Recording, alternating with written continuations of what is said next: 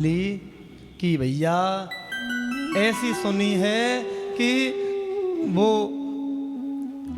कृष्ण कन्हैया भी आ रहे हैं,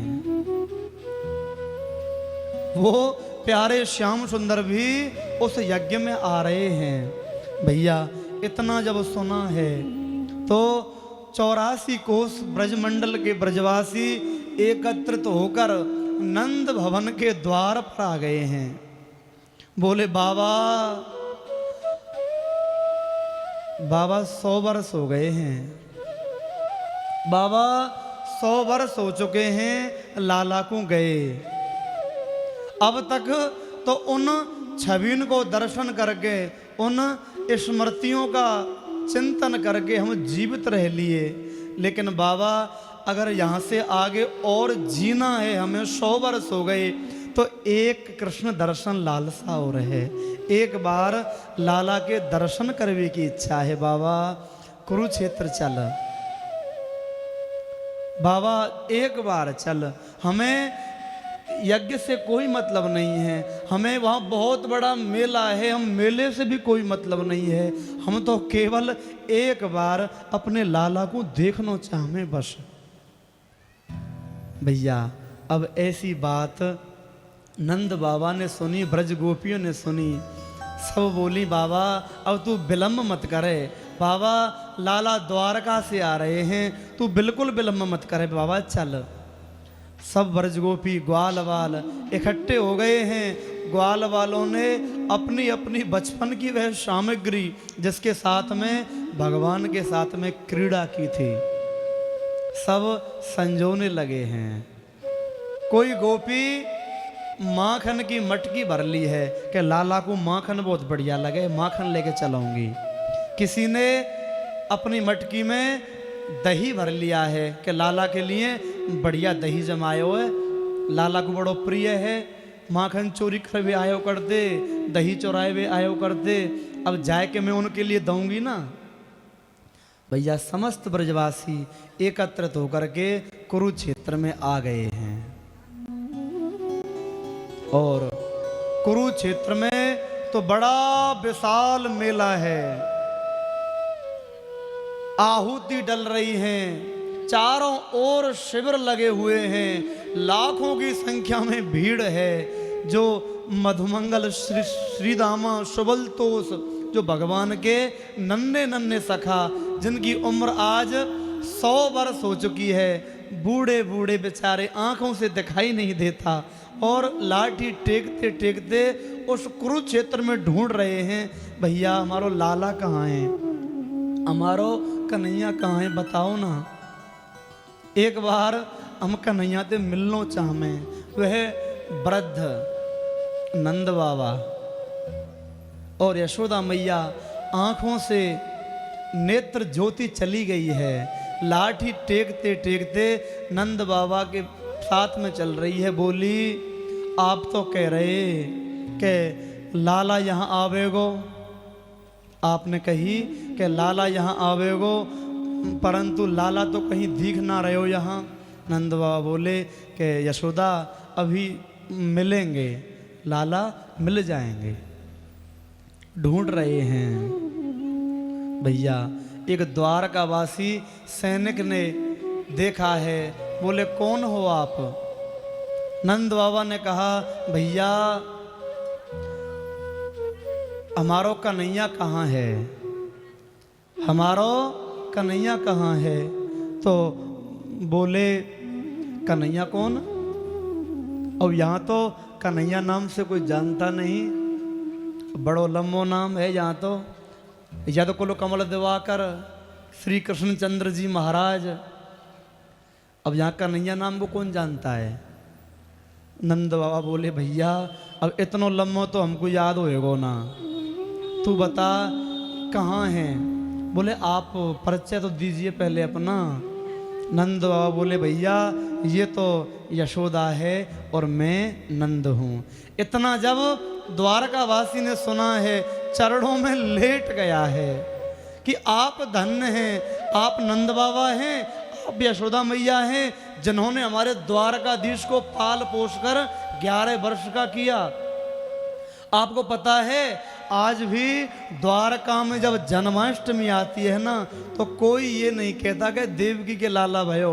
आज भी द्वारका में यही गाया जाता है कि नंद के आनंद भयो जय कन्हैया लाल की।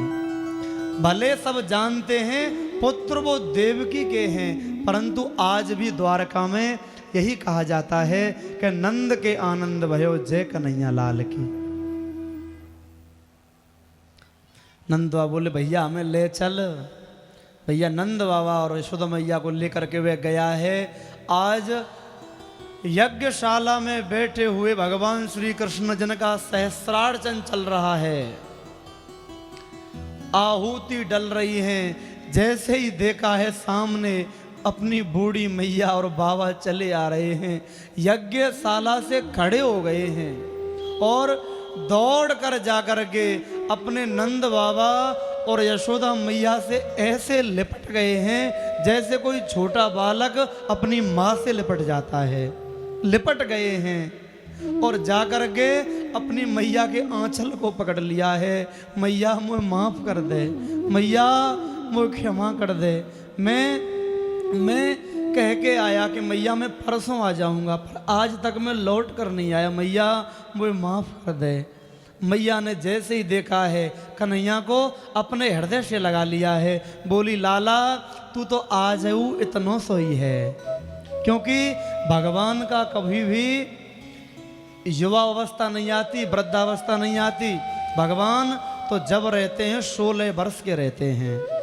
लाला तू तो आज वो इतना सोई है, घुंघराले बाल हैं, हाथ फेर रही है, पूरे शरीर पे हाथ फिराए के बड़ो स्नेह कर रही है मैया।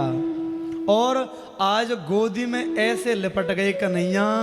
अब सब रानी कन्हैया के बेटा नाती पंती और पूरे द्वारकावासी ये देख रहे हैं भैया आज का भयो, आज का भयो द्वारकाधीश जो पूरी द्वारका के राजा हैं ऐसे लिपट गए। ये है कौन? रुक्मणी, सत्यभामा, मित्रवृंदा, पूरी रानी इकट्ठी हो गई हैं और रानियों ने पास में जाकर बैठ गई हैं। कन्हैया बोले मैया तेने कही ना, तेने जो यमुना में दीप दान करे और दीप दान करके तेने मांगे हो ना कि मेरे लाला के हजारों ब्याह जाएं, तो मैया देख ये सब तेरी बहू हैं। भैया अपनी बहुओं को देखा है, एक हाथ से रुक्मणी को बगल में अंक में दबा लगा लिया है, इधर से सत्यभामा को अंक से लगा लिया है। सबसे यशोदा मैया खूब प्रेम कर रही है। अपने हाथों के कंगन, नाक की नथुनी, कानों के कुंडल सब उतार उतार कर दे रही हैं। तुम ले ना, तुम मेरी बहू हो। वो बोली आप ऐसा क्यों कर रही हो, अपने गहने क्यों उतार रही हो? मैया बोली देवे को समय हो जब मैं दे ना पाई, आज अवसर मिलो है तो देवे में पीछे क्यों रहूं?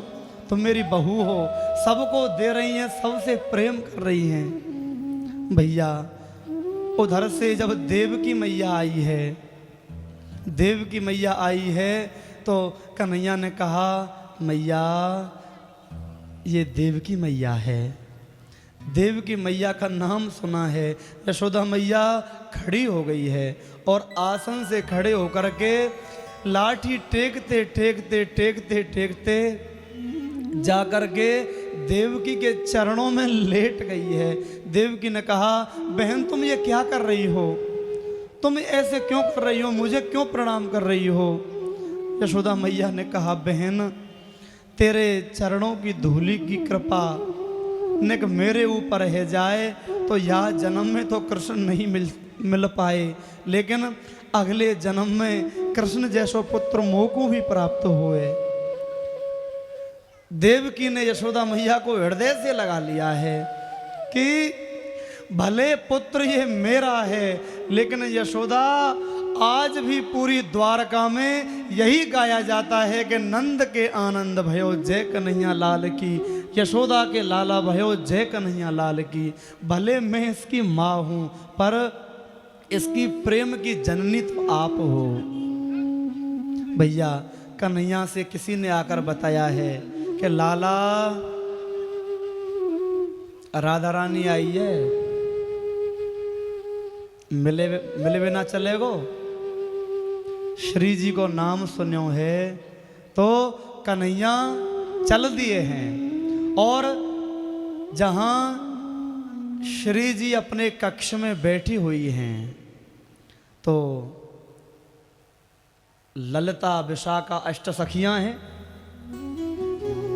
कहा है ललिता विशाखा मुझे ऐसा लग रहा है कि कन्हैया हैं आसपास कहीं, मेरे श्याम सुंदर हैं। बोले श्री जी कोई ना है, श्याम सुंदर तो यज्ञ में व्यस्त हैं। बोले तुम नहीं जानती, कन्हैया के तन से जो सुगंध आती है ना वो इस हवा के द्वारा मेरे पास आ रही है। कन्हैया आ रहे हैं, कन्हैया आ रहे हैं। भैया कन्हैया जैसे ही शिविर में प्रवेश किया है और शिविर में प्रवेश करके जब ललिता विशाखा ने देखा है तो एकदम आठों सखियां प्रणाम करने लगी हैं। आओ श्याम सुंदर, आओ प्रियतम। काऊ ने शिकायत ना करी कोई कि तुम क्यों चले गए, शिकायत नहीं की किसी ने, सबने प्रणाम किया है। और श्री जी तो देख ही नहीं रही हैं, नजर नीचे झुका रखी है और नजर नीचे झुकाकर श्री जी बैठी हुई हैं। कन्हैया गए हैं, ललिता ने आसन लगा दिया बगल में, लेकिन कन्हैया ने आसन को त्याग दिया और श्री जी राधा रानी के चरण कमलों में बैठ गए हैं।